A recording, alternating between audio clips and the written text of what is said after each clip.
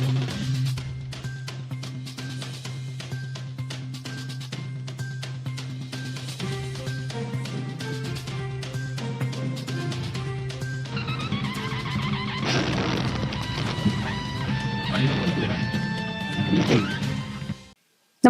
आपण पाहता Hirkani news. Hirkani news प्रत्येक क्षण ताज्या घडामोडी आणि महत्त्वाच्या प्रत्येक बातमीसाठी नेहमी तत्पर. आषाढी एकादशी निमित्त अभिषेक संपन्न. आषाढी एकादशीच्या पावन पर्वानिमित्त नाभिक समाज कबनूर यांच्या वतीनं विठ्ठल रुक्मिणीच्या चरणी भावपूर्ण अभिषेक करण्यात आला.